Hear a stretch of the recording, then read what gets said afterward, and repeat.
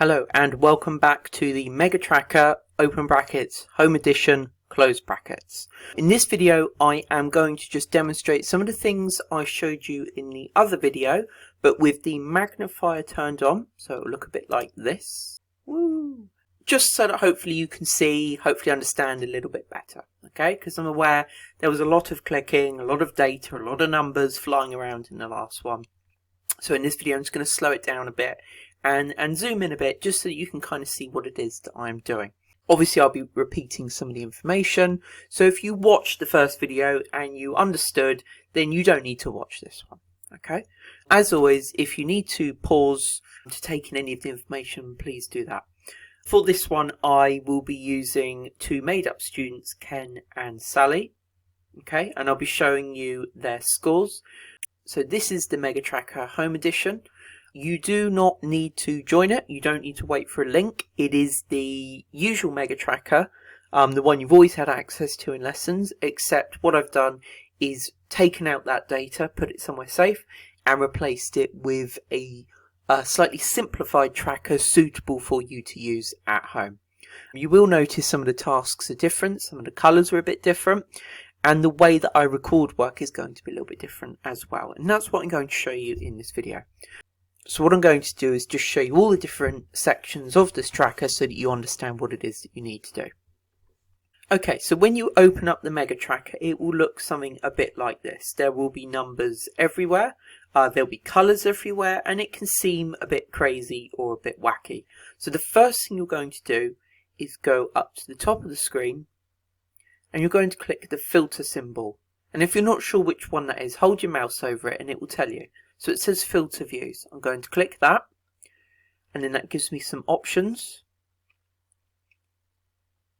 Hopefully you recognise your class there. Let's use 10x. And we have two made up students, Sally and Ken. Okay, so these are both made up year 10 students. The first thing we're going to look at is their target. It's in this blue box, so I can see Sally's target is a 6 and Ken's target is also a 6. So both students need to try and achieve a grade 6.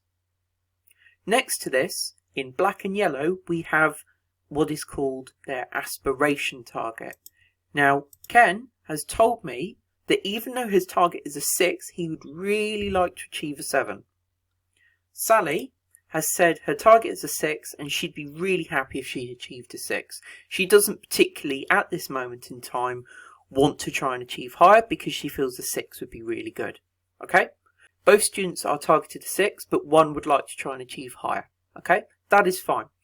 If you haven't yet given me an aspiration target and you would like to try and achieve higher in your target, then make sure you let me know, because then I can add that in for you. So we have target, aspiration grade, and their name.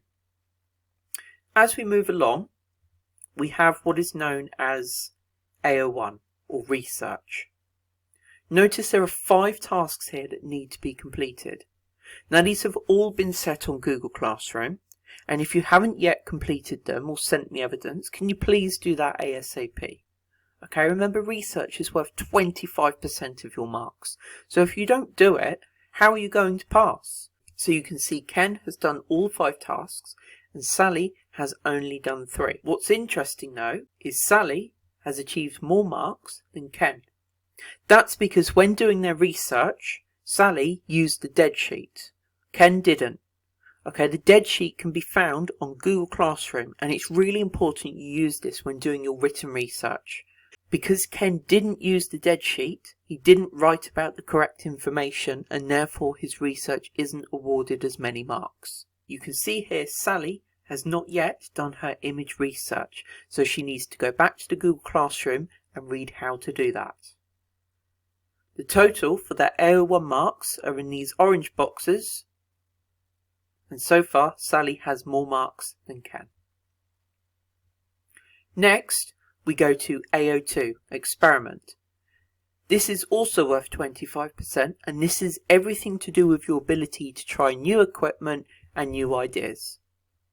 There's a grey section called School Experiments. Now I understand that because you're at home there are lots of things you can't do. So for example, it wouldn't be fair for me to expect you to use the studio as an experiment because you probably don't have a studio. But I know some people did do that before school closed. So if you did do any experiments before we finish school, it's important that you let me know, and I'll include them in that grey box. If you didn't have time to do any, that's okay. Let's just not worry about it, okay? That's gone, don't worry. We then have a whole range of different experiments. Now these will be set as tasks over the next few months, so more information about those will appear when I ask you to do them. If you would like to do them early, I recommend you go onto Google or YouTube and type in something like stop motion, and you'll find lots of ideas on there. Alternatively, you can find some video links or more information on my YouTube channel. When you complete a task, the box is coloured green and you are awarded marks. If it's a task that you'd already completed at school, that is coloured blue and you are also awarded marks. But it's important that I understand and that you understand whether it's something that you've done at home or at school, because I want to be able to keep track of what you're doing at home. You'll also notice there are some red boxes.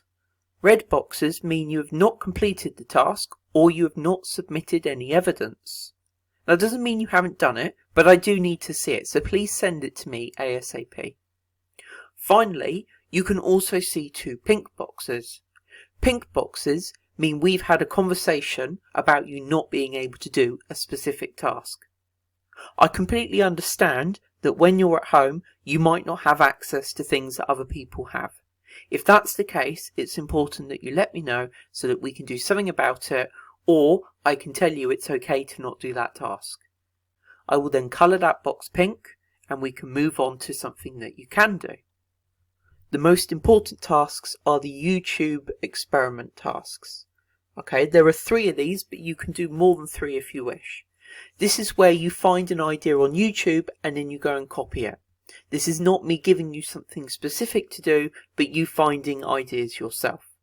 I would encourage you to do as many of these as you possibly can. If there is a task you can't do, such as stop motion, then simply replace it with an extra YouTube experiment task. This purple box shows you your total mark for AO2. As you can see, Sally has scored the maximum of 18 marks and Ken has only scored a total of 8 marks. That means Ken would benefit from doing more experiments to improve his marks. The next section is AO3. This includes things like photos and annotations. When you see a task that is highlighted in green, that means it's something that has been set as homework. So you can see here, both students have completed their mind map and mood board as a homework task or in school. If a task is coloured pink, that means it is optional. I completely understand that not everyone has the programs or software to be able to create things like front covers and backgrounds. If you can't do it, let me know. I will colour it pink and you can move on to something that you can do. If a task is not coloured green, that means I've not set it as homework. There is nothing to stop you going ahead and doing this, but if you'd like to wait until it's set as homework and more information is provided, that is entirely up to you. Notice again the red boxes mean these students haven't completed these tasks. For that reason, Sally has 2 marks and Ken has 5 marks. The final section is AO4 final piece. Now final pieces are going to be really difficult in lockdown, so to help you, I've created the virtual gallery. If you haven't already submitted work for that, please do that as soon as possible, because I will give you marks for showing off your best work. Because at the end of the day, a final piece is you presenting your best pieces of work, and you can do that through the YouTube virtual gallery. Links for showing work can be found on Google Classroom, so if you haven't looked at them already, please do that. Next to that, we have the total mark for AO4. Sally has already sent some work in for the virtual gallery, so she has 7 marks. Ken has not done this. The final boxes have unusual colours to help you locate them. Now these are approximate marks. They are not your final marks. They are just rough numbers to help you understand where you are at the moment. Remember, it's really hard for me to mark your work when I can't see it. And I also can't mark work when the project's not complete. So just see these as a rough guide. So Sally is on approximately 42 marks and Ken is on approximately 24 marks.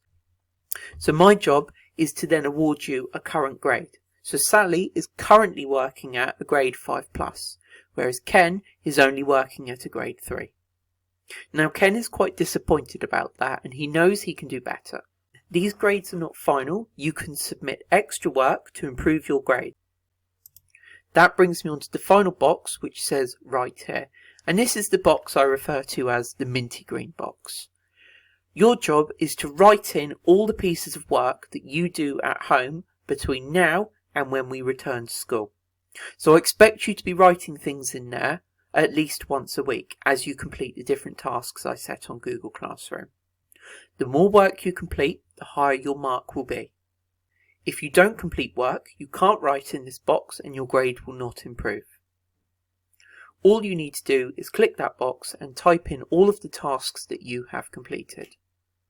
I can then click the box and I can then read these and add the marks to your score. Because these are tasks you are doing at home, I will then colour the boxes green. The final thing to tell you is that if you suddenly find you can complete a task that you did not previously think you could, then let me know in the minty green box, which is here, and I will then go back and update that for you. Once that is coloured green, it will improve your mark for that particular assessment criteria, which will improve your overall final mark.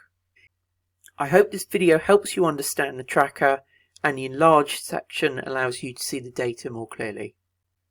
When completing tasks, please make sure you follow all lockdown guidance and make sure you're safe at all times. Thanks for watching. See you in the next video.